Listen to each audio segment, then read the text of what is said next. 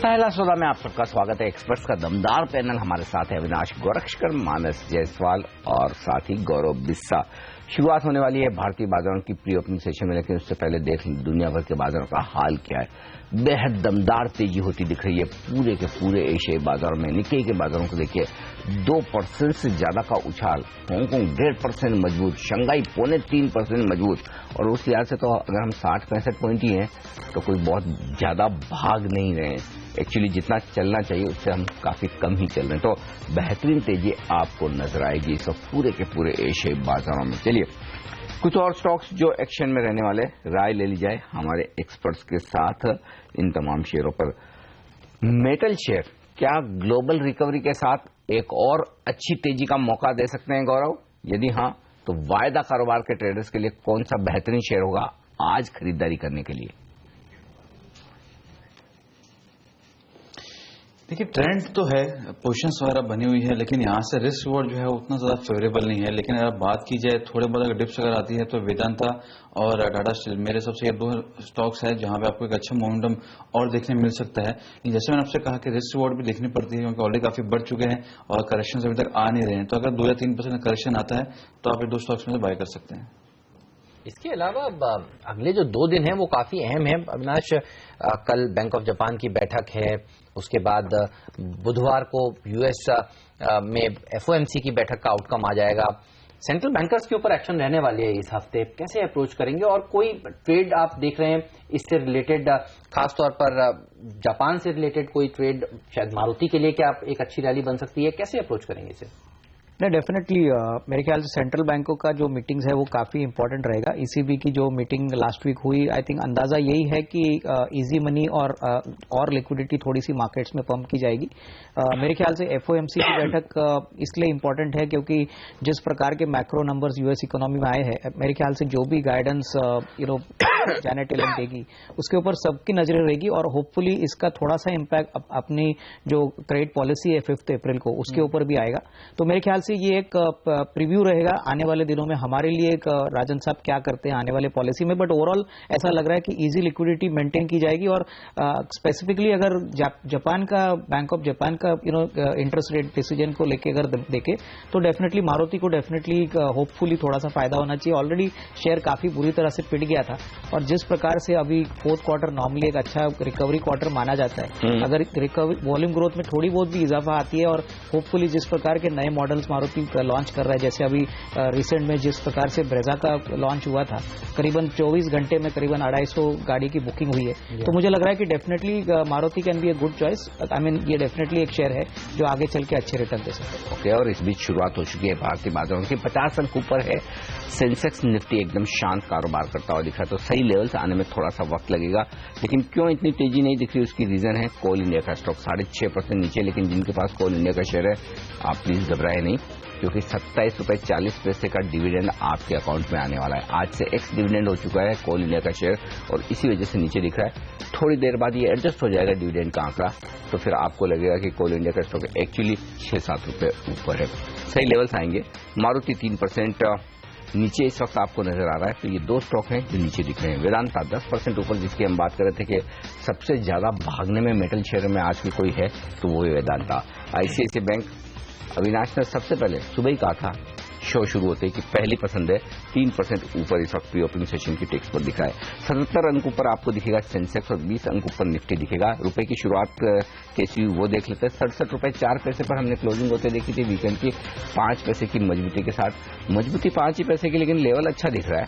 67 के ऊपर जाकर टिकना थोड़ा अच्छा संकेत नजर आता है। 66.99 तो वो 66 का आंकड़ा आ जाता है। बाटा प्राइस जिसे कहते हैं वो प्राइस दिख रही है 66.99 इस वक्त रुपए के लिए। बिल्कुल, तो ये रुपए की ओपनिंग की बात, लेकिन ये हफ्ता काफी इंपॉर्टेंट है। हमने बताया आपको सेंट्रल बैंकर्स के ऊपर नजर होगी, राज्यों के बजट्स के ऊपर भी नजर रहने वाली है। महाराष्ट्र का जो बजट है वो इस शुक्रवार 18 तारीख को आएगा। 16 तारीख को गोवा का बजट आने वाला है। केंद्र के बजट के बाद अब राज्यों के बजट की बारी है। हरियाणा का बजट जो है वो 21 तारीख को आएगा। आज से वहां पर सेशन शुरू हो गया। ये बताइए इस थीम को क्या प्ले किया जा सकता है? कोई कंपनी आपको लगता हो गोवा से रिलेटेड, यहां से महाराष्ट्र से, मुंबई से रिलेटेड या हरियाणा से रिलेटेड जहां पर अच्छी तेजी बने, या फिर जो आपको पसंद हो?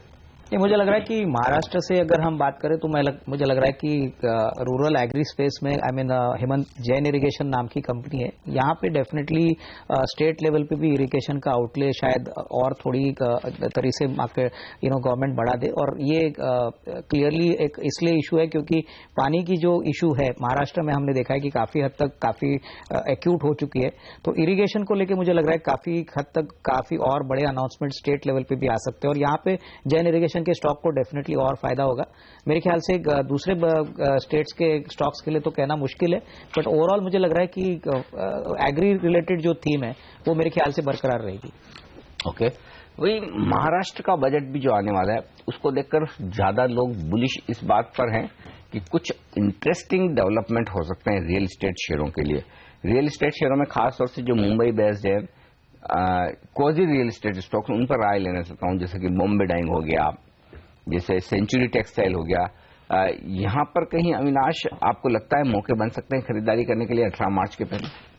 मेरे ख्याल से सेंचुरी में डेफिनेटली बाइंग की जा सकती है क्योंकि मेरे ख्याल से क्लियरली जिस प्रकार का इनका रियल एस्टेट का स्पेस में जिस प्रकार का एक्सपोजर है और जिस प्रकार का इसका वैल्यू अनलॉकिंग होने वाला है, मेरे ख्याल से यहाँ पे शायद पूरी तरह से ये अपनी रियल एस्टेट प्रॉपर्टी को बेचेंगे नहीं, लेकिन इसको लीज के पॉइंट ऑफ व्यू से आगे इनिशिएट करेंगे। तो सेंचुरी मैं समझता हूँ Anil would be a better choice. Bombay Dyeing में डेफिनेटली पॉसिबिलिटी है क्योंकि ये भी अपना बॉम्बे का रियल एस्टेट काफी अच्छी तरह से डेवलप कर रहे हैं, लेकिन इन दोनों में से Century will be a better choice. Alright, चलिए तो बॉम्बे डाइंग के अलावा सेंचुरी टेक्सटाइल ये वो ऐसा स्टॉक है जिस पर नजर रखिएगा। महाराष्ट्र से जुड़ी हुई कंपनियों के ऊपर, गोवा से जुड़ी हुई कंपनियों के ऊपर बजट जो आने वाला है राज्यों का उससे पहले। लेकिन आप देखिए प्री ओपनिंग सेशन अब थोड़ा सा संभलता हुआ बॉम्बे डाइंग, बॉम्बे बर्मा एक और ऐसा स्टॉक है, आज ये डिम्पी की टीम में शामिल था, ये स्टॉक भी मजबूती के साथ खुलने के संकेत दे रहा है। काफी सारे पीएसयू बैंक्स में एक अच्छी तेजी बनती है। बॉम्बे डाइंग की होल्डिंग कंपनी, बॉम्बे डाइंग, तो अगर बॉम्बे डाइंग चलेगा तो बॉम्बे बर्मा भी चलेगा, तो इसके लिए पहले बॉम्बे डाइंग को चलना जरूरी जो आपकी टीम में था। तो ये वो तमाम ऐसे स्टॉक्स हैं जिस पर आज नजर रहने वाली है। लेकिन अनिल देखिए आज बैंक्स की तरफ से शायद अच्छा प्रदर्शन देखने को मिलेगा, इस तरह के संकेत दिख रहे हैं। पीएनबी जैसे स्टॉक्स में 2% की तेजी। अब सारे बैंकर्स मिलकर जो कंपनियां हैं जिन्होंने पैसा लौटाया नहीं है उनको भी तलब कर रही हैं और आज कई कंपनियों से बैंक्स के मैनेजमेंट मिलने वाले हैं, तो बैंकों के शेयरों पर भी आज नजर होगी। बिल्कुल, बैंकों के लिए बड़ा एक्शन वाला दिन, लेकिन एक्शन कहां है आपके लिए बड़े इन्वेस्टर्स की रिपोर्ट के दम पर। ये पूरा एक्शन लेकर हमारे साथ जुड़ रही है इस वक्त नियति बताइए कौन से स्टॉक्स आज आपकी लिस्ट में हैं? मारुति सुजुकी सबसे पहले रडार पे होना चाहिए। मैक्वारी आउट परफॉर्म की रेटिंग मेंटेन कर रहा है, टारगेट प्राइस थोड़ा सा रिवाइज कर रहे हैं। 4675 का इनका लक्ष्य था जिसको इनको रिवाइज करके इन्होंने 4200 का कर दिया है। मौजूदा भाव से अभी भी 15% के एक अपसाइड पोटेंशियल देखते हैं। दरअसल हाल की जो गिरावट आई थी वो एक करेक्शन, एक एंट्री पॉइंट, एक अच्छी अपॉर्चुनिटी देता है आपको निवेश करने के लिए। हालांकि निवेशकों को काफी ज्यादा कंसर्न्स हैं कि इनकी जो सेल्स ग्रोथ है वो शायद कम होगी या फिर येन का जो एप्रिसिएशन है या मजबूती आएगी उसे एक एडवर्स इंपैक्ट दे सकता है, मगर इनको उम्मीद है कि अगले 2 सालों में 15% की एक वॉल्यूम ग्रोथ इनको जरूर देखने को मिल सकती है। एनएमडीसी क्रेडिट स्विस एक न्यूट्रल का कॉल मेंटेन कर रहा है। टारगेट प्राइस इन्होंने हल्का सा रेज किया है, 75 से इसका बढ़ाकर लक्ष्य इन्होंने 82 रुपीज तक का कर दिया है। करीब 2 साल के बाद एनएमडीसी ने अपने आयरन ओर लंप के प्राइसेस बढ़ाए हैं, मगर ये स्केप्टिकल हैं कि अब आगे चल के ये दाम बढ़ा पाएंगे या नहीं, इसलिए न्यूट्रल का कॉल मेंटेन कर रहे हैं। 12% के आसपास मौजूदा भाव से गिरावट आ सकती है, हालांकि इन्होंने अपना टारगेट प्राइस बढ़ाया है, 82 कर दिया है। सीएलएसए वेदांता पर एक इंक्रीज कर रहा है अपना टारगेट प्राइस और ईपीएस अनुमान, 55 से इसका लक्ष्य बढ़ा के 70 तक का कर दिया है। बैलेंस शीट जो है वो स्ट्रेच्ड आउट है, मगर जो इंटरेस्ट रेट्स है वो इंटरेस्ट की जो पेमेंट्स है वो बहुत बड़ा रिस्क इनको नहीं लग रहा है। आगे चल के शायद ही अपने बैलेंस शीट को थोड़ा सा ईज आउट करते हुए नजर आएंगे। 70 रुपए तक का लक्ष्य आपको वेदांता दिखा सकता है। और GSK consumer Credit Suisse out perform की रेटिंग मेंटेन कर रहा है। पतंजलि ने अपना एक नया प्रोडक्ट जो लॉन्च किया है हेल्थ ड्रिंक, वो बहुत ज्यादा डिस्ट्रप्टिव नहीं होगी। हालांकि टारगेट प्राइस इन्होंने 6800 से घटा के 6600 का कर दिया, मगर मौजूदा भाव से अभी भी 16% की तेजी ये शेयर आपको दिखा सकता है। ओके, चलिए, तो ये तमाम ऐसे स्टॉक्स हैं जिस पर आज आपकी नजर होनी चाहिए। शुक्रिया नियति आपका इस जानकारी के लिए। तो पतंजलि के डर से एक शेयर ऐसा है जिसको अब आज डर नहीं है, लेकिन हमने देखा था पिछले हफ्ते कोलगेट में एक तेज गिरावट देखने को मिली थी। पतंजलि का देखिए जिक्र अब सारे के सारे लगभग ब्रोकरेज हाउसेज अपनी रिपोर्ट में करने ही लगे हैं। मुझे याद है सबसे पहले पतंजलि के ऊपर रिपोर्ट आई थी CLSA की, जो कह रहा था कि काश ये लिस्टेड होता और हम इसे खरीद पाते। ये बताइए कोलगेट और बाकी FMCG कंपनियों के ऊपर अब आपकी क्या राय है, जिनमें एक दबाव देखने को मिला है, ये मानना चाहिए पतंजलि की वजह से? आई थिंक जो सबसे बड़ा वीक कॉम्पिटिटर है पतंजलि के अगेंस्ट वो डाबर है, क्योंकि उनका प्रोडक्ट रेंज मोरलेस आयुर्वेदा के बेस्ड है और ये डायरेक्टली एक 1-to-1 कॉम्पिटिटर है। तो डाबर पे मुझे लग रहा है आने वाले क्वार्टर्स में हो सकता है कि थोड़ा सा और दबाव है। PNG ने भी कहा है कि वो बेसिकली टूथपेस्ट मार्केट से इंडिया से अभी वेकेट करेंगे, क्योंकि मार्केट शेयर उनका काफी समय करने के बाद भी 1% से ज्यादा नहीं है। तो शायद कोलगेट के लिए ये इतनी दिक्कत की बात नहीं है, लेकिन ये जरूर है कि पतंजलि ने कम से कम 3-4% टूथपेस्ट मार्केट में भी अपना रिकॉर्ड किया है। तो डेफिनेटली आने वाले सत्रों में मुझे लग रहा है कि जो सारे FMCG प्लेयर्स है उनको डेफिनेटली अपने अपने प्राइस कैटेगरीज में कंपटीशन और एक्यूट फेस करना पड़ेगा। ओके, चलिए, तो डाबर ये एक ऐसा स्टॉक है जो दबाव दिखा सकता है। ये बताइए मानस, डेल्टा कॉप, जैकॉप और कुछ और ऐसे स्टॉक्स हैं जिसको महाराष्ट्र, गोवा, ये जो बजट्स हैं इससे इम्पैक्ट पड़ेगा। गोवा कार्बन एक और ऐसा स्टॉक है जिसपे इम्पैक्ट पड़ सकता है। इनके चार्ट्स आपको कैसे लगते हैं? कोई स्टॉक आपको पसंद है क्या? देखिए, गोवा कार्बन इलिक्विड जरूर है, बट अगर हम केवल पैटर्न की बात करें तो जिस तरह का मूव हमने फ्राइडे के सेशन में देखा था, जब स्टॉक ने अपना 200 दिनों का मूविंग एवरेज ब्रेक किया, उसके ऊपर क्लोजिंग दी, एक इंपॉर्टेंट रेजिस्टेंस जो कि 74 के आसपास था उसको ब्रेक किया। चार्ट्स को देख के ऐसा लगता है कि शायद आने वाला टाइम और बेहतर रहेगा स्टॉक के लिए। अगर हम एक टारगेट सेट करें तो वो कम से कम 84-85 तक के हो सकते हैं। तो मैं समझता हूं कि अगर आप ऐसे स्टॉक में ट्रेड कर सकते हैं जहां पर बहुत ज्यादा लिक्विडिटी नहीं है, तो एक स्टिक स्टॉप लॉस जो कि 72 का होगा, यहां पर लॉन्ग बना सकते हैं। दूसरा स्टॉक आपने जो डेल्टा कॉप के बारे में बात की, देखिए हम अगर इसका वीकली चार्ट देखें तो ऐसा लगता है कि स्टॉक में पोटेंशियल अभी भी है। एक हफ्ते पहले की अगर बात करें तो एक शार्प अप मूव देखने को मिला था, 50 रुपए से 65 रुपए तक के लेवल देखने को मिले, 4-5 दिनों का कंसोलिडेशन। और अगर आज स्टॉक एक बार 65 के ऊपर जाएगा तो मैं समझता हूँ कम से कम 75 तक के लेवल देखने को मिलेंगे, जो कि 200 दिनों का मूविंग एवरेज है। तो मेरी राय में यहाँ पर 65 रुपए के ऊपर स्टॉक में लॉन्ग पोजीशन बनानी चाहिए और अपने स्टॉप लॉस 60 रुपए के नीचे रखने चाहिए। ओके, और अगर गोवा के बजट में गोवा में टूरिज्म बढ़ाने को कोई बात आती है तो डेल्टा कॉप एक स्टॉक ये है जो शायद तेजी में रह सकता है। जी हाँ, तो इन तमाम ऐसे स्टॉक्स के ऊपर आज नजर होनी चाहिए। लेकिन अनिल देखिए, वेदांता ये एक ऐसा स्टॉक है, इसको भी आप गोवा से जोड़कर देख सकते हैं। पहले सेसा स्टरलाइट जो बड़ा कारोबार है, गोवा बड़ा कारोबार है, वो भी इसमें शामिल है। आज कुछ ब्रोकरेज हाउसेस भी इसके ऊपर बुलिश है। इसके लिए टारगेट्स क्या निकल कर आ रहे हैं मानस? मैं सुन नहीं पाया, आप रिपीट करें कुछ। वेदांता के चार्ट्स कैसे लगते हैं?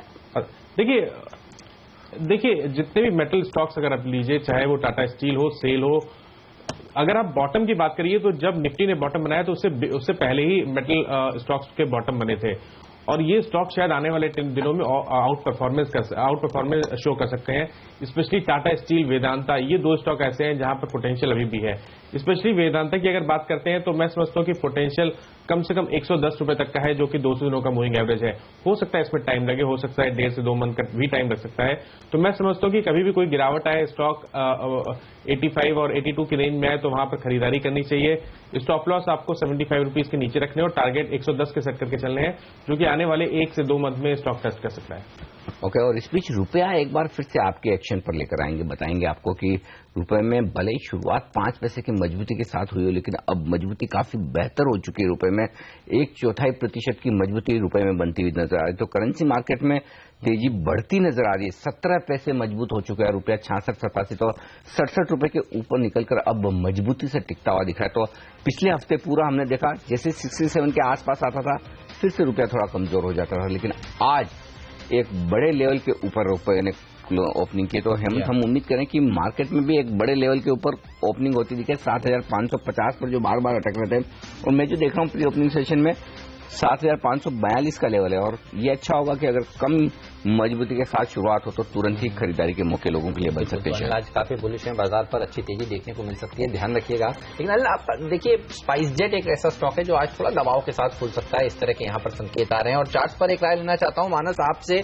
मारन बंधुओं ने दरअसल स्पाइस जेट के जो प्रमोटर्स हैं उनके ऊपर एक केस किया है और वो कह रहे हैं कि जिस तरह से मारन ने 2015 में करीब 600 करोड़ रुपए स्पाइस जेट को दिए जरूर, लेकिन उसके एवज में जो वारंट्स मिलने थे उनको वो दिए नहीं गए हैं। तो मामले की सुनवाई आज भी होने वाली है। अजय सिंह के ऊपर इन्होंने ये आरोप लगाया है कि इनको वारंट्स दिए नहीं गए हैं।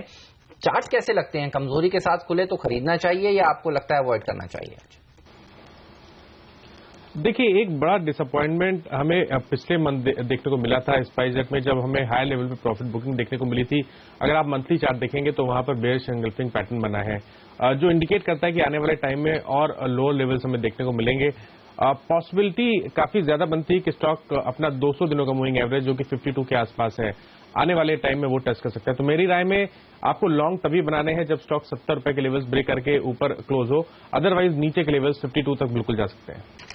ओके, तो ये राय स्पाइस जेट के ऊपर। लेकिन इसी बीच फाइजर एक और ऐसा स्टॉक है जिस पर नजर रखिए। अब उनकी तरफ से ये बयान आते हुए कि उन्होंने अब डिसकंटिन्यू कर दिया है कोरेक्स जो दवा थी उसको मैन्युफैक्चर करने के लिए। तो आज जब फाइजर के ऊपर थोड़ा इम्पैक्ट पड़ सकता है, एबॉट के ऊपर इम्पैक्ट पड़ सकता है, जिस तरह से सरकार ने फार्मा कंपनियों के ऊपर रोक लगाई है 300 दवाएं बेचने के लिए। लेकिन अच्छी तेजी आज जो भारतीय बाजारों में देखने को मिलेगी वो बैंकिंग स्टॉक्स के बदौलत मिलेगी, ऐसा साफ तौर पर दिख रहा है। देखिए 140 अंक ऊपर आज बैंक निफ्टी खुलने की तैयारी करता हुआ सेंसेक्स निफ्टी से ज्यादा अच्छा प्रदर्शन आज साफ तौर पर बैंक निफ्टी दिखाने वाला है, होना भी चाहिए।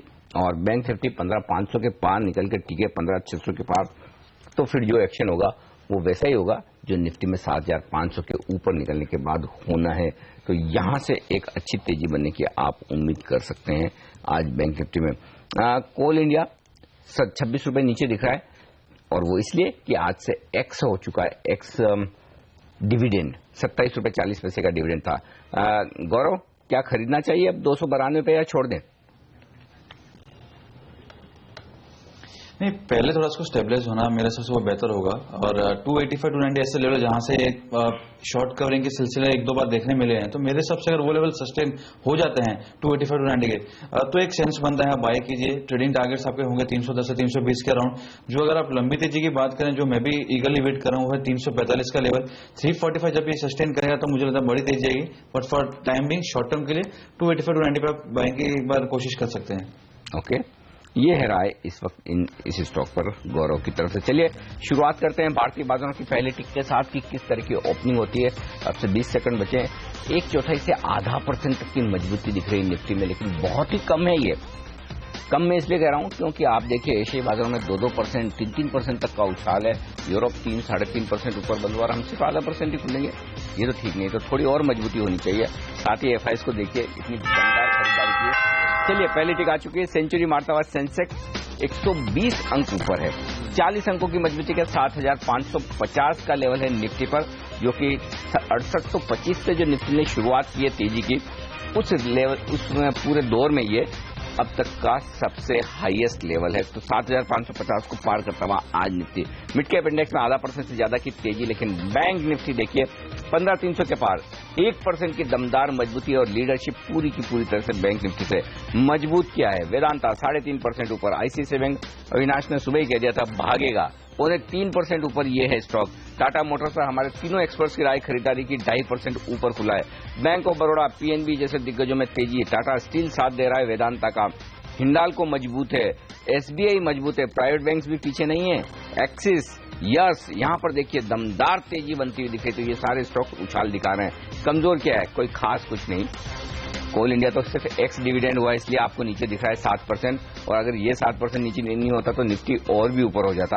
भारतीय एयरटेल को देखिए 1% का नुकसान है। अब कोल इंडिया मेरे ख्याल से एडजस्ट होना चाहिए, हो क्यों नहीं रहा। चलिए वायदा कारोबार के कुछ स्टॉक बता दूं जहां पर एक्शन है आज इस वक्त। वेदांता, सेल, एनएमडीसी 2.5 से 3% मजबूत। तो मेटल्स और माइनिंग शेयरों पर नजर रखिए, यहां पर एक्शन पूरा है तेजी की तरफ। टाटा मोटर्स दिग्गजों में मजबूत। हाँ, एक और space, real estate share, high beta, HDIL, DLF, Unitech, वायदा कारोबार के ये 3 खिलाड़ी और इंडिया बुल्स रियल एस्टेट चारों दमदार प्रदर्शन कर रहे हैं। Private banks, real estate, metals ये है और ये है आज के स्टार परफॉर्मर। और साथ ही पीएसयू बैंक और इस बीच बात करते करते डबल सेंचुरी मारता हुआ सेंसेक्स अब हो गया 190 अंक ऊपर 24,900 के पास और 7,500 के ऊपर निकलकर टिकता हुआ निफ्टी बेहतरीन तेजी है। बिल्कुल बेहतरीन तेजी चौतरफा देखने को मिल रही है। केवल एक ही सेक्टर कमजोरी के साथ ट्रेड कर रहा है और वो है फार्मा शेयर। जिस तरह से सरकार ने यहाँ पर एक्शन लिया है, 300 दवाओं के ऊपर रोक लगाई है। आप देख सकते हैं डॉक्टर रेड्डी जैसे शेयर, स्ट्राइड, साशुन जैसे स्टॉक्स देखेंगे। फाइजर और एबॉट किस तरह से आज जब खुले हैं, ये कुछ ऐसे स्टॉक्स हैं जो थोड़े से नरम दिख रहे हैं। 4% नीचे फाइजर है इस समय, जो फॉरेक्स दवा है उसके ऊपर इसको उन्होंने अब रोक दिया है। एबॉट में थोड़ी सी दबाव देखने को मिल रहा है, लेकिन बाकी आप देखिए पूरी तेजी देखने को मिल रही है। एक शेयर और है जिसका हम जिक्र कुछ देर पहले कर रहे थे, स्पाइस जेट। इसकी आज सुनवाई होने वाली है मामले की हाई कोर्ट में। आप देखिए ये थोड़ा सा नर्वस होता हुआ 3.5% नीचे है, लेकिन इनको छोड़ दें तो चौतरफा तेजी देखने को मिल रही है। कुछ शेयरों के ऊपर मेरी नजर पड़ी है। भूषण स्टील अब 5% मजबूती के साथ ट्रेड कर रहा है। जस्ट डायल में एक अच्छी स्टार्ट आज के सत्र में हुई है। और जिन शेयरों का हम बात कर रहे थे, बॉम्बे डाइंग, बॉम्बे बर्मा, ये कुछ और ऐसे स्टॉक्स हैं। डेल्टा कॉप, गोवा से रिलेटेड जो कारोबार वाली कंपनियां हैं, बजट से पहले जो उनका 16 तारीख को आने वाला है, वहां पर थोड़ी बहुत तेजी देखने को मिल रही है। तो ये कुछ ऐसे स्टॉक्स हैं जहां पर बढ़त है। चीनी शेयरों पर नजर रखिए। बलरामपुर चीनी 2.5% ऊपर, बजाज रेणुका शुगर्स देखिए 2-2.25% ऊपर। तो ट्रेडर्स का फेवरेट जो पैक है शुगर पैक, उसमें भी तेजी देखने को मिल रही है। बिल्कुल, लेकिन कुछ और बड़े एक्शन वाले स्टॉक्स में लाना चाहता हूं स्क्रीन पर। सबसे पहले है क्रॉम्पटन ग्रीव्स। आज आखिरी दिन है, आज सारे कॉन्ट्रैक्ट्स एक्सपायर होंगे। बाद में आपको ये सारे कॉन्ट्रैक्ट्स फिर से शुरू होते हुए दिखेंगे। जो कुछ भी बिजनेस डीमर्जर होने वाला है वो हटकर, लेकिन उससे पहले बड़ा एक्शन हुआ है क्रॉम्पटन में। लगभग 1% हिस्सेदारी बदलती हुई दिख रही है। 60 लाख शेयरों का कारोबार क्रॉम्पटन में हुआ है। एनएसई पर देखिए इतना दमदार वॉल्यूम क्रॉम्पटन ग्रीव्स में आप देख सकते हैं कि भयंकर वॉल्यूम के साथ कारोबार होता हुआ दिख रहा है। यही वजह कि क्रॉम्पटन का शेयर आप देखिए मजबूती के साथ कारोबार करता हुआ दिख रहा है, 2.5%। इंटरेस्टिंग बात क्या है? इंटरेस्टिंग बात है कि इतने बड़े डीमर्जर के पहले खरीदारी होती दिख रही है, डिलीवरी बेस्ड खरीदारी हो रही है, तो क्रॉम्पटन के लिए बेहद पॉजिटिव। अच्छा, इसके अलावा देखिए सिप्ला एक और स्टॉक है जहां पर 7 लाख शेयरों का बड़ा ट्रेड होता हुआ दिख रहा है। एनएसई पर इस वक्त 535 रुपए के दाम पर सिप्ला में भी कारोबार होता हुआ दिखा है। यहां एक बड़ा कारोबार हुआ। तीसरा बड़ा कारोबार मैंने नोटिस किया है भारतीय इंफ्राटेल में, जहां लगभग 4 लाख शेयरों का वॉल्यूम हुआ है। अभी अभी सुबह 380 रुपए 20 पैसे में ये स्टॉक जरूर उस प्राइस से नीचे ट्रेड कर रहा है, लेकिन भारतीय इंफ्राटेल में भी बड़ा कारोबार हुआ है। चौथा कैश मार्केट का स्टॉक है जहां पर भी दमदार वॉल्यूम हुआ और ये बड़ा इंटरेस्टिंग स्टॉक है जी, ग्रू फाइनेंस। यहां पर 1/4% से ज्यादा हिस्सेदारी बदली है। ग्रू फाइनेंस का स्टॉक लेकर आते हैं आपके लिए, और ये वॉल्यूम हुआ है बीएसई पर हुआ है, और यहां पर 11,40,000 शेयरों का कारोबार ग्रुप फाइनेंस में हुआ। तो यहां पर भी बड़ी दमदार एक वॉल्यूम की वाली एक्शन होती हुई दिख रही। तो हमें बड़ा एक वॉल्यूम वाला दिन दिख रहा है आज, तो बड़े सौदे होते दिख रहे हैं कई सारे एक साथ। बिल्कुल, अब तो इन तमाम शेयरों पर आपकी नजर होनी चाहिए। साथ ही आप टेलीकॉम कंपनियों पर नजर रखिए। यहां पर आप देखिए दबाव देखने को मिल रहा है।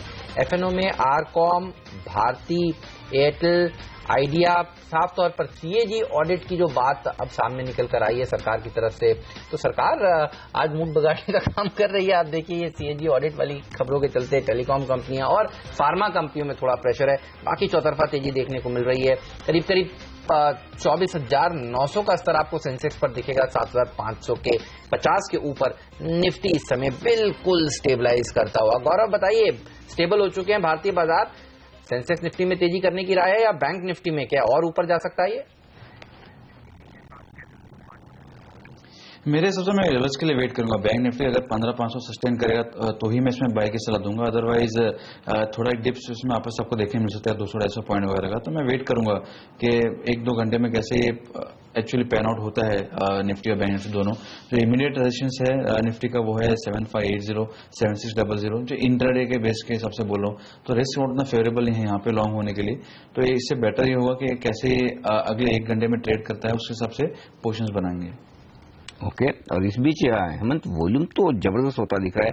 एससीसी एक और स्टॉक है जहां पर मैं देख रहा हूं लगभग 2,34,000 शेयरों का कारोबार होता हुआ दिख रहा था। एससीसी के काउंटर पर भी बड़ा वॉल्यूम होता दिख रहा है 1,230 रुपए में।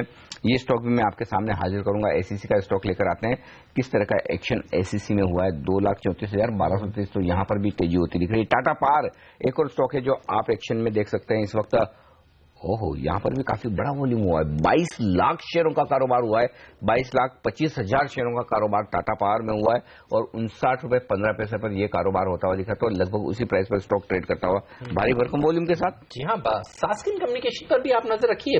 अभी आप देखिए एक अच्छी रैली स्टॉक में भी बनती हुई दिख रही है। यहाँ पर खबरें आई हैं कि इनका एक विवाद चल रहा था एक कंपनी के साथ, वो इन्होंने सेटल कर लिया है और उस सेटलमेंट के तहत जो कंपनी है वो इनको करीब 45 मिलियन डॉलर कंपनसेशन देगी, वो भी 31 मार्च से पहले। ये तेजी अब देखिए बढ़ती जा रही है, 11.5 12% मजबूत। क्या मोमेंटम को जल्दी से राइड करना चाहिए मानस? क्या और ऊपर जा सकता है ये शेयर?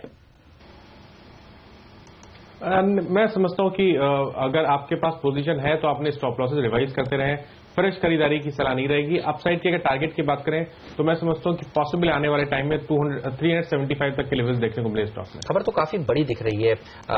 ये बताइए आप कैसे एनालाइज करेंगे जो इनको कॉम्पनसेशन मिल रहा है 45 मिलियन डॉलर, अगर उसको करोड़ में कन्वर्ट करें तो करीब 300 करोड़ रुपए होता है वो, और मार्केट कैप है कंपनी का 590 करोड़ का। तो 590 करोड़ की कंपनी के को 300 करोड़ का अगर 31 मार्च से पहले कंपनसेशन के तौर पर पैसा मिले तो खबर तो सर्किट लगाने वाली जैसी लगती है। ये बताइए कैसे देख रहे हैं आप इसे? क्या किया आपने इसके? नहीं, ये तो मैं समझता हूँ कि हेमंत एक बड़ा सा विंडफॉल होगा, क्योंकि मार्केट कैप को देखते हुए अगर इस प्रकार का पैसा मिलता है तो टैक्स काटने के बाद भी मेरे ख्याल से शेयर होल्डर्स को भी एक अच्छी खबर है, क्योंकि इतना पैसा अगर कंपनी उठाती है बिल्कुल, तो बेसिकली थोड़ा सा it could be good news for share holders. तो शायद ये जो अपसाइड हम देख रहे हैं ये शायद आने वाले दिनों में और थोड़ी सी बढ़े। बिल्कुल, देखिए हमने आपको आइडेंटिफाई करके बताया था अनिल, तब ये 11% ऊपर था। 17% ऊपर ये स्टॉक इस समय ट्रेड करता हुआ। अब 18% की तेजी अनिल इस स्टॉक में देखने को मिल रही है। सर्किट के बिल्कुल करीब जाता हुआ ये शेयर इस समय दिख रहा है। 19%। जी मजबूत एकदम। 225 अंक ऊपर है अब सेंसेक्स और निफ्टी पर मजबूती है। अच्छा हेमंत, ये पहला टारगेट आई है 7575, आज का पहला लक्ष्य अचीव हो चुका है। तो निफ्टी पर 7550 के ऊपर अब शॉर्ट कवरिंग साफ नजर आ रही, खरीदारी साफ नजर आ रही। चलिए अब अगला टारगेट क्या होगा यहाँ से? 7600 7625 आ जाना चाहिए लग रहा है। जिस तरह की अभी शुरुआत हुई, पूरा दिन बाकी है अभी तो, और एशिया इतना मजबूत है। तो चलिए एक और स्टॉक आपको बता दूं फटाफट, और वो है एक और bank, Jammu and Kashmir bank, JNK bank. JNK bank में हुआ है 11,36,000 शेयरों का कारोबार, 0.25% यानी कि 1/4% हिस्सेदारी बदली है जो जम्मू एंड कश्मीर बैंक की। बड़ा वॉल्यूम होता दिखा है इन छोटे छोटे शेयर्स में। अगर कोई एग्रेसिव सेलर है और उसे एग्जिट मिल रहा है, दूसरे लोग खरीद रहे हैं, ये बड़ा इंटरेस्टिंग हो सकता है। इसके चार्ट्स पर भी मैं राय लेना चाहता हूं मानस से। जेएनके बैंक में मानस 63 रुपए के आसपास एक बड़ा सौदा हुआ है, 25 लाख शेयरों के आसपास का कारोबार। खरीदेंगे आप? मैं नहीं खरीदूंगा। मैं समझता हूं कि जब तक स्टॉक एक अपना जो रीसेंट हाई है 66-67 के आसपास उसको ब्रेक करना ले, तब तक यहां पर खरीदारी नहीं करनी चाहिए, क्योंकि डेली चार्ट अगर आप देखेंगे तो वहां पर lower top lower bottoms clearly देखे जा रहे हैं। और शुगर कंपनियों में कोई चार्ट आपको अच्छा लग रहा है क्या मानस? बजाज हिंदुस्तान देखिए 3.5% ऊपर, बलरामपुर में भी इतनी तेजी है, रेणुका शुगर में 4% की बढ़त देखने को मिल रही है। ये पूरा का पूरा चीनी सेक्टर फिर से फोकस में आता हुआ। कोई स्टॉक में तेजी करनी चाहिए, मोमेंटम को राइड करना चाहिए क्या? देखिए, चाहे मोमेंटम को राइड करना हो, चाहे आपका टाइम फ्रेम थोड़ा सा बड़ा हो, मैं समझता हूं कि बलरामपुर चीनी एक ऐसा स्टॉक है जो शायद आने वाले टाइम में बहुत ही बेहतर रिटर्न्स दे सकता है। पोटेंशियल की बात करिए तो 120 से 125 तक के पोटेंशियल लगते हैं, जो कि आने वाले 6 से 8 महीने में स्टॉक टेस्ट कर सकता है। ट्रेडिंग की बात करिए तो जिस तरह के मूव्स आज देखने को मिले हैं, मैं समझता हूं 91 रुपीज का स्टॉप लॉस रखें, एक लॉन्ग पोजीशन बनाए। पॉसिबल है स्टॉक अपने जो रिसेंट हाई मेरे ख्याल से 102 103 के आसपास थे, वो टेस्ट कर सकता है। जब आप चीनी की बात कर रहे हैं तो मेरी नजर तो चाय स्टॉक्स पर है। Harrison Malayalam, Jayshree tea, Andrew Yule, Assam company और मैक्लियोड रसल भी देख लूं एक बार। मैक्लियोड रसल तो खैर 1% ऊपर है, ज्यादा नहीं, लेकिन ये 3 स्टॉक मेरी लिस्ट में दिख रहे हैं चाय के हिसाब से जो बड़ी तेजी दिखा रहे हैं। ओह 10% हरिसन मलयालम बढ़ गया है। Jayshree tea 5.5%, Andrew Yule 4%, Bombay Burmah जो बॉम्बे डाइंग की होल्डिंग कंपनी, चाय का भी कारोबार है इसमें, ये ऊपर है 3-3.25%। तो चाय और शुगर मतलब ये चल रहे हैं। कॉफी शेयर देख लेते हैं। टाटा कॉफी लाइए, सामने टाटा ग्लोबल बेवरेज लाइए, सीसीएल प्रोडक्ट लाइए, देखते हैं कि यहां पर किस तरह का एक्शन होता दिख रहा है। ये तमाम स्टॉक ऐसे हैं जो एक साथ भागते हैं। टाटा कॉफी 2% ऊपर। तो कुछ तो एक्शन हो रहा है भाई यहाँ पर, जहाँ बड़ी तेजी बन रही है। आप क्या कॉफी के खरीदें? दाम दरअसल बढ़े हैं इंटरनेशनल मार्केट्स में, उसका फायदा यहाँ पर कॉफी के शेयरों को मिल रहा है। तो इनमें से कुछ ऐसी कंपनियां जो चाय और कॉफी दोनों का काम करती हैं, एडिसन मलयालम के तौर पर देखिए आप, इसलिए सबसे ज्यादा तेजी उस स्टॉक में देखने को मिल रही है। अविनाश क्या खरीदेंगे आप? नहीं, मुझे लग रहा है कि हैरिसन मलयालम और सीसीएल प्रोडक्ट्स, मुझे लग रहा है कि कॉफी में इनका काफी सिग्निफिकेंट एक्सपोजर है एनएलजी। और सीसीएल प्रोडक्ट्स अगर हम देखें तो नतीजे शायद थर्ड क्वार्टर के थोड़े से डिसअपॉइंटिंग थे, लेकिन इनकी जो वियतनाम में जो एक्सपेंशन हो रही है उसका पूरा इम्पैक्ट कंपनी को FY17 में मिलेगा। मैनेजमेंट ने यह भी कहा है कि प्राइसेस को लेके वो काफी पॉजिटिव है, क्योंकि क्लियरली ये वैल्यू एडेड प्रोडक्ट्स कॉफी में इंट्रोड्यूस करना चाहते हैं इंडियन मार्केट्स में भी। तो मुझे लग रहा है कि 187 के प्राइस पॉइंट पे सीसीएल प्रोडक्ट्स एक अच्छा मिड कैप काउंटर हो सकता है। अच्छा, सिप्ला से मेरी नजर हट नहीं रही, क्योंकि सिप्ला थोड़ी देर पहले मैंने आपको बताया था कि 535 रुपए में सिप्ला में बड़ा कारोबार हुआ है 7 लाख शेयरों का। अब तो राय भी लूंगा मेरे एक्सपर्ट से, क्योंकि एक ट्रेड होने के बाद तो ठीक है, 3 ट्रेड और अभी अभी हो गए इसमें सिप्ला में, और तीनों ही बड़े ट्रेड हुए हैं। देखिए सिप्ला में 540 रुपए 40 रुपए 20 पैसे और 541 रुपए 80 पैसे, यानी कि जो 535 रुपए से बड़े सौदे होने का सिलसिला शुरू हुआ है वो 542 रुपए तक तो पहुंच गया। और यही वजह कि कहीं भी कोई बड़ा एक्शन होता है हम आपके सामने तुरंत ही ले आते हैं कि चलिए देखिए एक्शन हो रहा है, आप नजर रख लीजिए। अब सिप्ला में 1.5 से 2 लाख शेयरों के और कारोबार हुए, तो कुल मिलाकर जो आज बड़े सौदे होते दिख रहे हैं मेरे हिसाब से 12 लाख शेयरों से ज्यादा का कारोबार हो गया। हो क्या रहा है सिप्ला में, गौरव आप बताएं, और खरीदना चाहिए क्या वायदा कारोबार में? ओपन इंटरेस्ट भी आज सुबह सुबह 2% चढ़ा हुआ है। नहीं, लग तो रहा है कि अगर आपको ट्रेडिंग के पर्स अगर चाहिए 550-55 के टारगेट्स के लिए, अगर फ्यूचर्स की बात की जाए तो 555 से 560 के अगर टारगेट्स की बात की जाए तो मेरे सबसे एक काफी लुक्रेटिव ट्रेड है, तो बाय करना बनता तो है। इसके अलावा देखिए आज टाटा मोटर, ये वो स्टॉक है जो सबसे अच्छा प्रदर्शन दिखा रहा है, और इसका डीवीआर भी देखिए बेहतरीन तेजी दिखा रहा है। तो जैगुआर लैंड रोवर के जो होलसेल के बिक्री के आंकड़े आए हैं उससे साफ तौर पर एक अच्छा सेंटीमेंट बना है, और ग्लोबल मार्केट्स की रिकवरी का भी ये साफ तौर पर प्ले है। जब ग्लोबल मार्केट्स कमजोर हो रहे थे अविनाश, सब लोग कहते थे इसको बेचकर चलिए, और अब आप देखिए जो रिकवरी देखने को मिल रही है, ये दोनों ही स्टॉक्स अच्छा प्रदर्शन दिखा रहे हैं।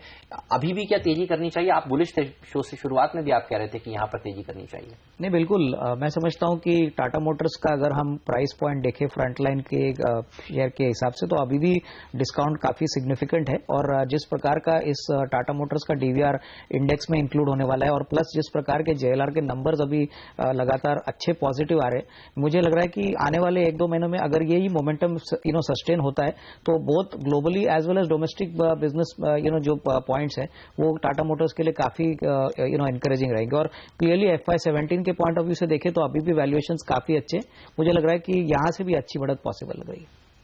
ओके, तो अभी भी तेजी बनेगी, यहां से भी ऊपर में कोई घबराने की जरूरत नहीं। लेकिन ओपन इंटरेस्ट जो बढ़ता हुआ दिख रहा है सबसे ज्यादा बैंक निफ्टी पर, 1.5% की बैंक निफ्टी में तेजी है, 200 अंक ऊपर हो चुका है बैंक निफ्टी, और ओपन इंटरेस्ट में 6% की बढ़त, दमदार तेजी की पोजीशन बन रही है। गौरव अभी खरीदें या जो 15,450 का लेवल जो आप बोल रहे थे वो तो आ गया, अभी फ्यूचर्स में तो आ गया है, तो रुकना चाहिए क्या?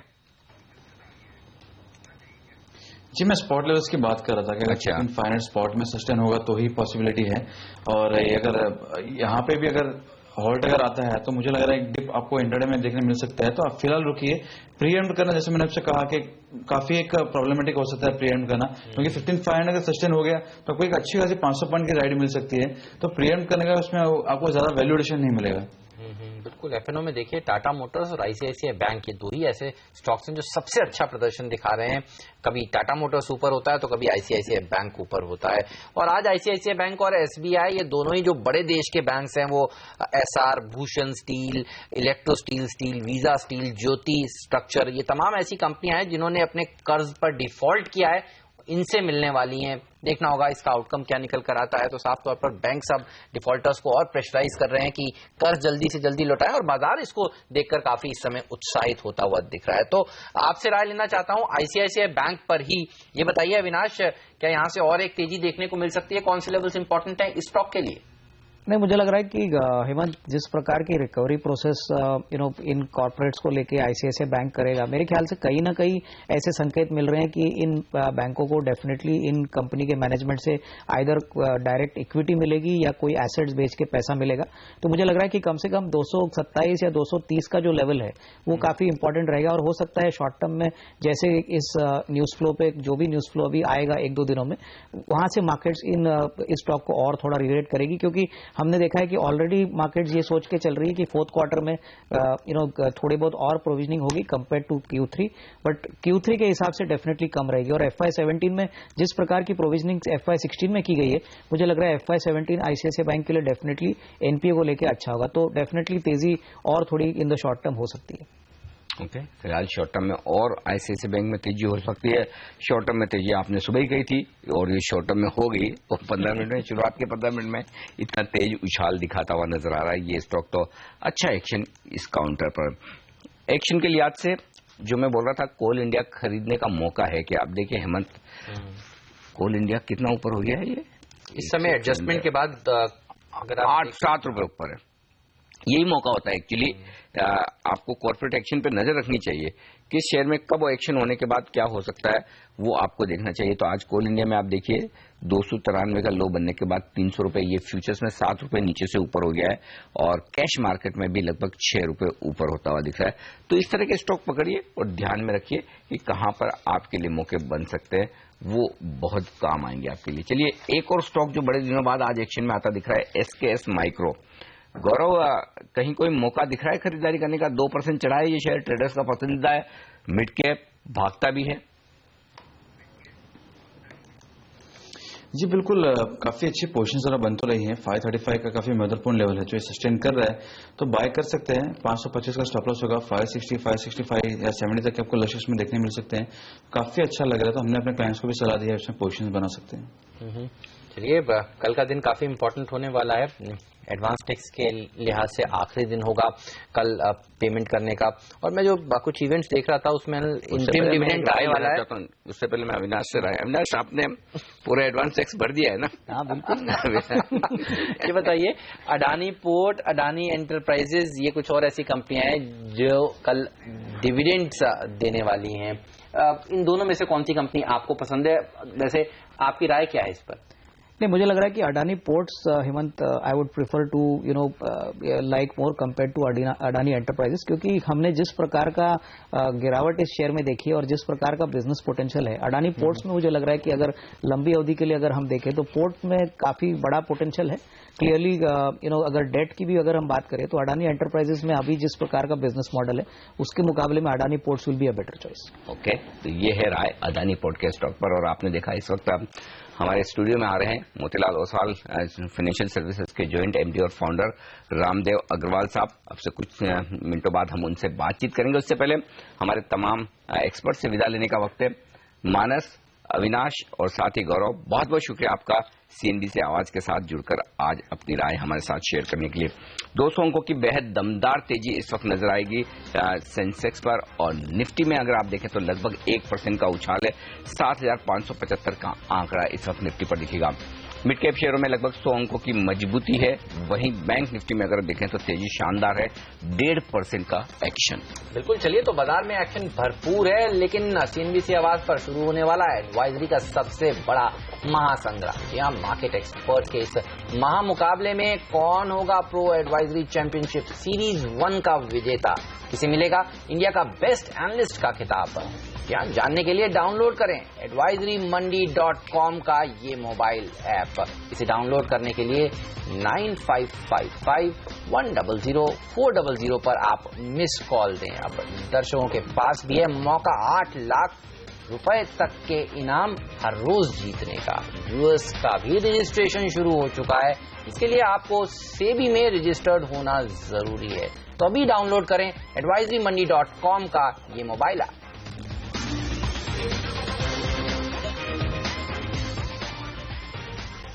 200 अंकों पर है सेंसेक्स और निफ्टी पर 65 अंकों की मजबूती इस वक्त दिखेगी, लेकिन आज की लीडरशिप पूरी तरह से बैंक निफ्टी से आती दिख रही है, जहां पर 1.5% का बड़ा उछाल बनता हुआ दिख रहा है। और आज अब हम बात करेंगे हमारे खास मेहमान से, और मौका भी बड़ा खास है। जी हाँ, पिछले हफ्ते आपने देखा था किस तरह से सीएनबीसी आवाज ने बाजार के लिए पूरे साल भर में सबसे अहम दिन जो होता है वो होता है बजट का।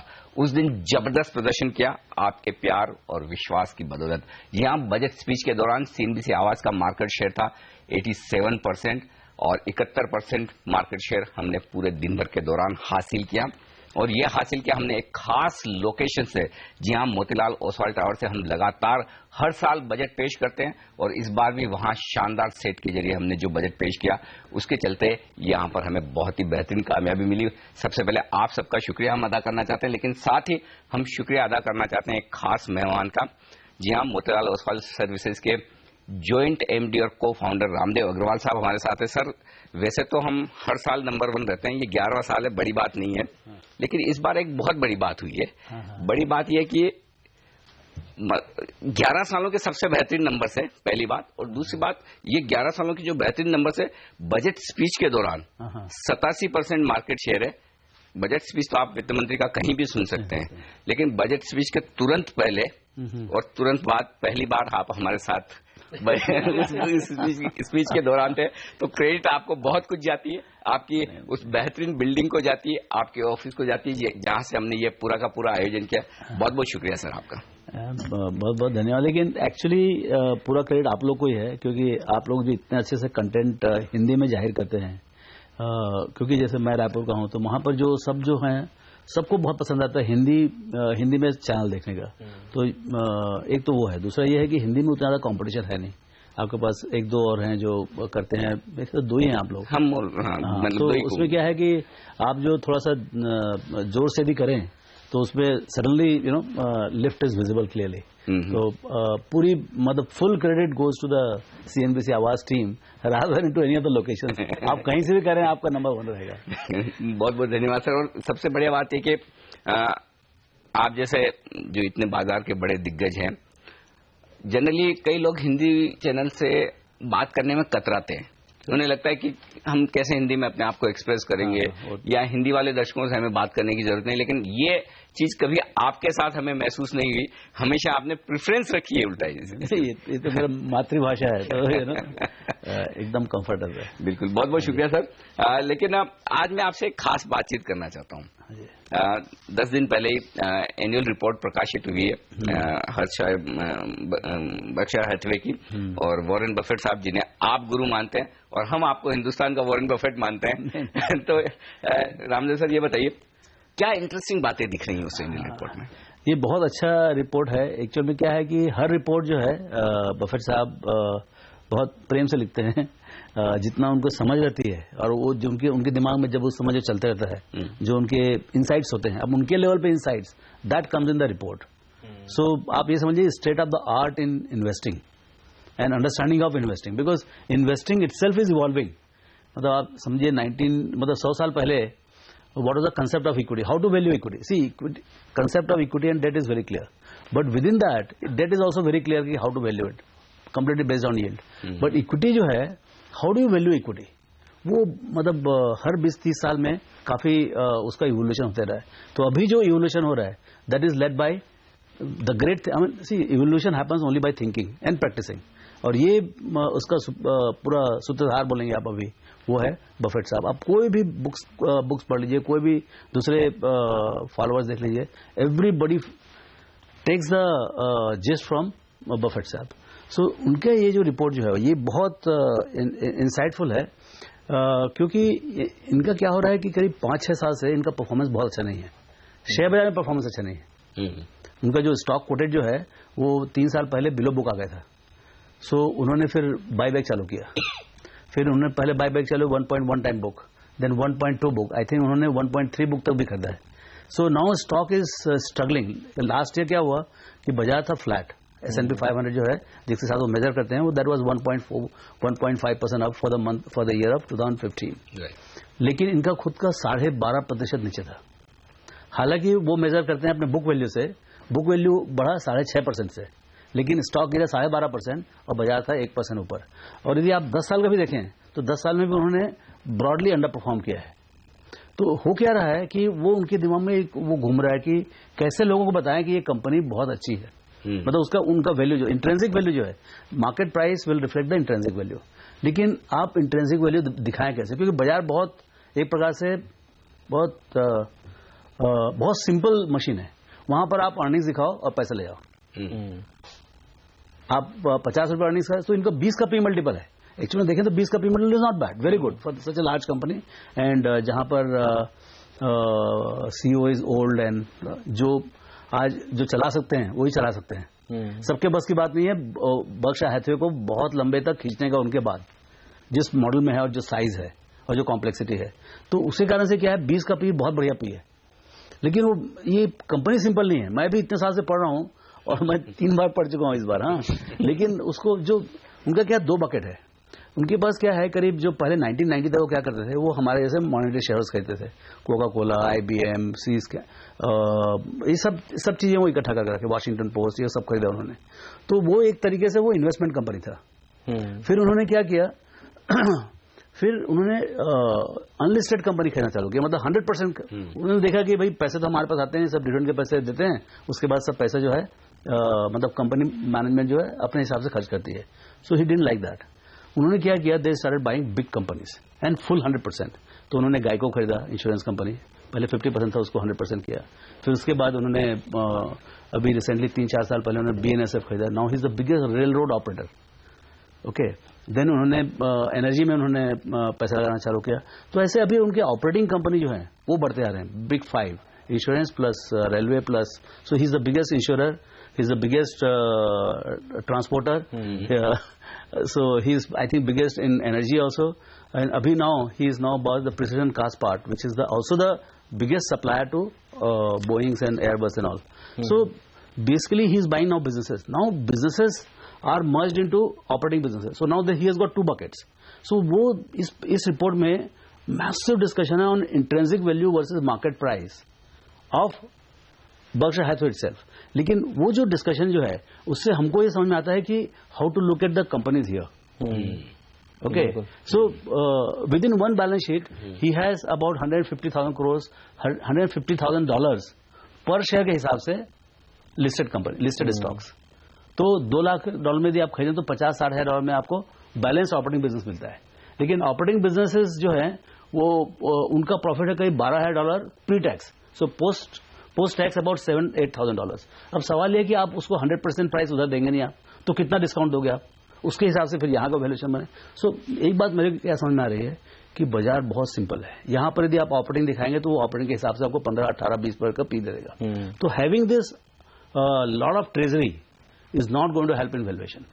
Very clearly, it is not helping him. It will not help in any markets.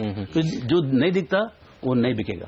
तो यानी अर्निंग्स अगर अच्छी होंगी तभी शेयर बाजार में भाव भी बढ़ता हुआ दिखेगा। सर ये बताइए, क्योंकि आप इंडिया की अर्निंग्स को भी ट्रैक कर रहे हैं, क्या सेंस मिल रहा है, अर्निंग्स क्या अगले साल बेटर होंगी और Q4 के बाद क्या सिलसिला शुरू हो जाएगा रिकवरी का भारत में? अभी क्या इतना ये जो अर्निंग्स का जो सिलसिला है वो डेफिनेटली सुधरेगा अगले साल। तो डेफिनेटली इफ नॉट बिगनिंग से ही, लेकिन सेकेंड हाफ में तो डेफिनेटली इंप्रूव होगा। एक तो कंप्लीट बेस इफेक्ट आ जाएगा। देखिए जो ये ट्रबल चालू हुआ ऑयल से, हमने 2 साल पहले जो अपनी बात करते थे ऑयल जो है 110 से गिरेगा करके, तो इतना गिरा कि हमारा दिमाग मतलब तो बाहर की बात है, मतलब ना 25-27 मतलब पूरा वर्ल्ड को हिला दिया। So obviously it has led to massive destruction of the fear and of the earnings all over the country and it has dislocated lot of businesses because the world business is design for about $100 oil. Now if you throw the oil at $25-30, so lot of companies, lot of economies, क्या वापस तो हो जाएगा? ये तो मेरे को नहीं मालूम, लेकिन definitely will go higher. Now it will go to 50 or 60. I don't know one thing, but we have seen the bottom, and we are at 40. I think 50-60 looks to be the most comfortable line, and it will be ये ऐसा लगता है कि अभी ये बहुत calibrated जाएगा, लेकिन ये सबको सरप्राइज करेगा। जैसे डाउन साइड सरप्राइज किया, सब साइड भी सरप्राइज करेगा। एंड उसी कारण से क्या है, जो रिकवरी जो है अब यहाँ से मेरे लगता है कि world economy will recover. And see हमारे पास जो इंडियन इकोनॉमी चक्कर क्या है, आपको अभी देखिए कल परसों जो डिस्कशन हुआ IMF का जो कॉन्फ्रेंस चलता है, उसमें अभी अरविंद सुब्रमण्यम ने क्लियरली बोला कि we need export for higher growth. पहली बार उन्होंने ये बात किया। Okay, clearly of the 4 component one very important component is the exports. If you don't export, if you don't grow your exports, it is very difficult to reach to double digits. क्योंकि excess capacity आप डालें कहाँ? हाँ, so जैसे जैसे world economy recover होगा, world trade recover होगा, I think हम लोग जो 7% जो बात करते हैं बेस जो है 7.5%, वो 8.5% होगा. उससे कई बिजनेस को हेल्प मिलेगा.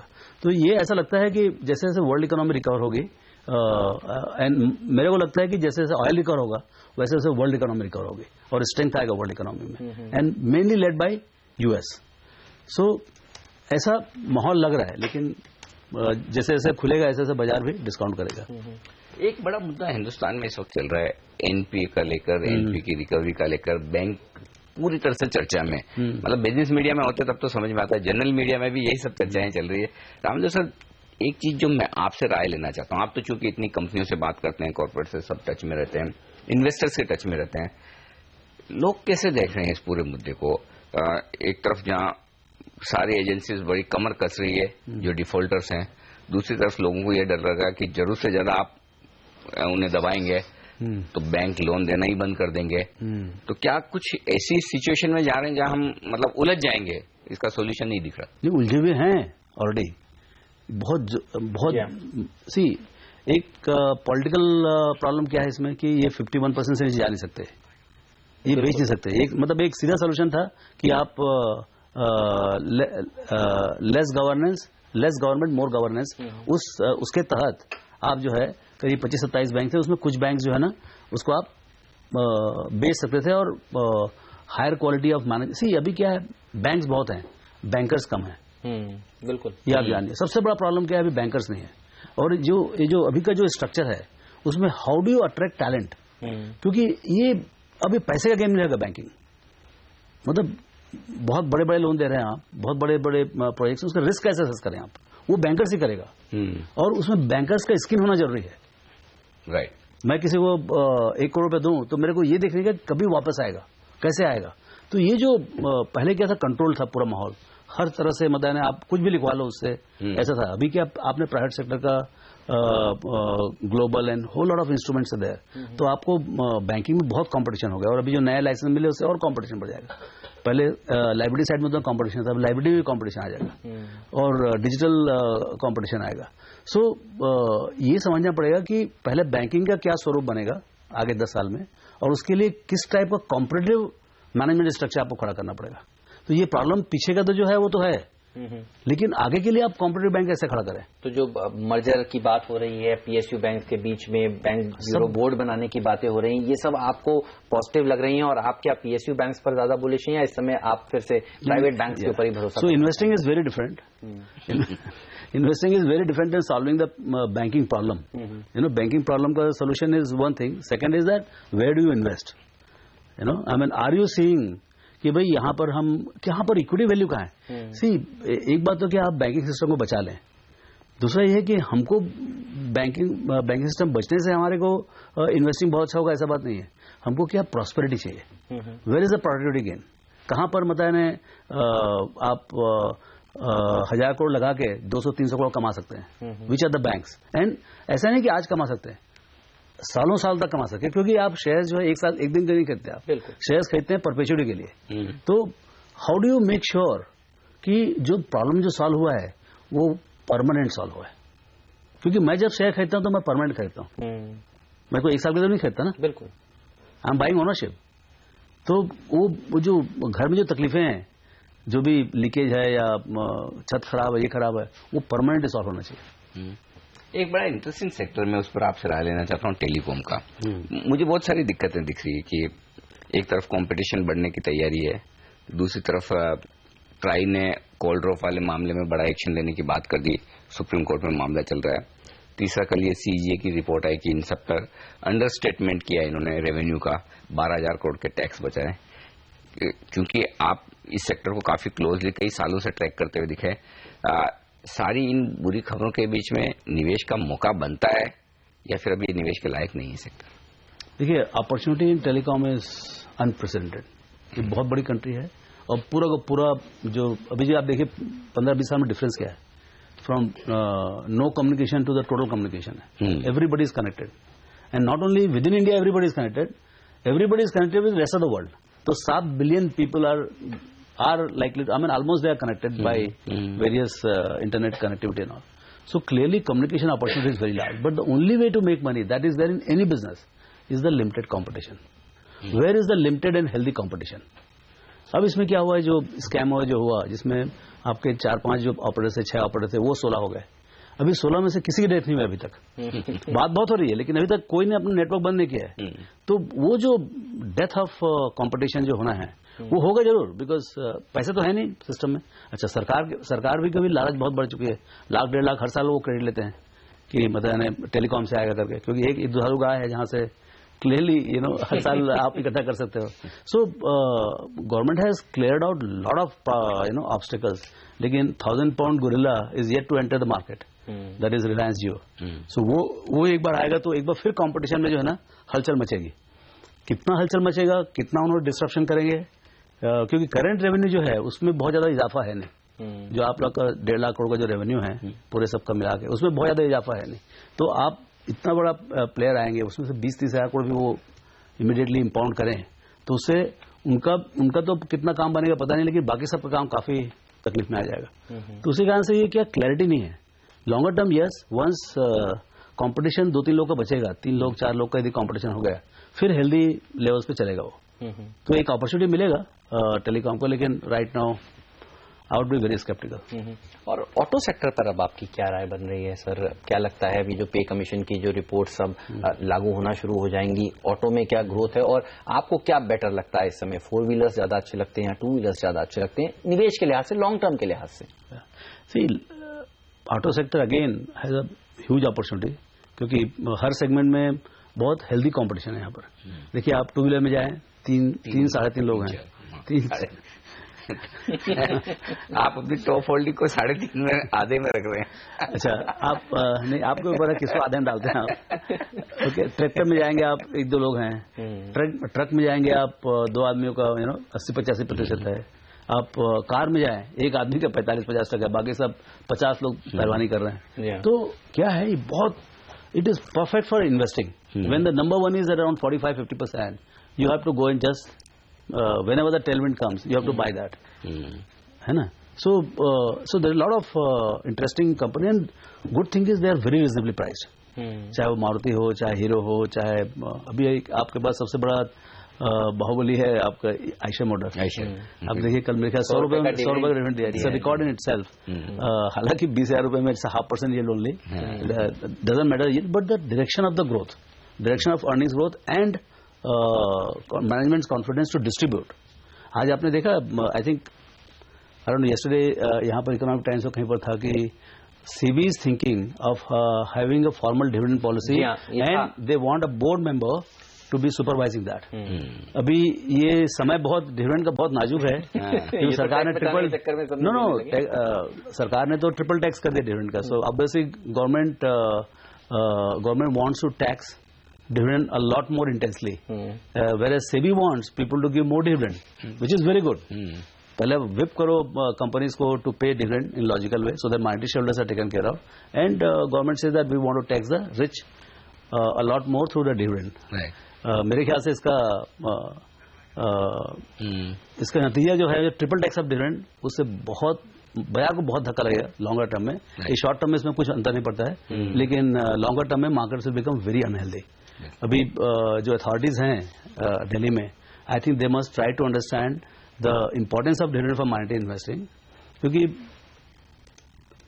Like a hen for eggs, cow for the milk, stocks are for dividends. क्योंकि ultimately in life of stocks what you get only dividends, और उसको भी आप डिस्टॉर्ट कर रहे हो. तो मेरे ख्याल से ये इंटेंडेड नहीं है. जो भी अथॉरिटीज हैं, हाँ, ये नहीं मतलब ये एक नजरिया है. उनको कहीं कहीं जाके जब बाजार डूबेगा और बाजार में जब क्राइसिस आएंगे तभी जाके वो समझेंगे कि how to rectify the dividend, और जब आएगा तो बहुत जोर से आएगा, कंप्लीट एवोल्यूशन आएगा. चलिए, बहुत बढ़िया. उम्मीद करें कि सरकार ये करेक्टिव एक्शन बहुत जल्दी लेती हुई नजर आए, क्योंकि इन्वेस्टिंग के लिए डिविडेंड काफी जरूरी है. रामदेव सर, बहुत बहुत शुक्रिया आपका हमारे लिए वक्त निकालने के लिए. और पहला सवाल में आज के लिए इतना ही, लेकिन आप बन रही है CNBC आवाज के साथ. ब्रेक के बाद कमोडिटी बाजार की ओपनिंग पर नजर होगी और आपके सवालों के जवाब भी देंगे. सौदा आपका लेकर आएंगे ब्रेक के उस पार. हमें दीजिए इजाजत. नमस्कार.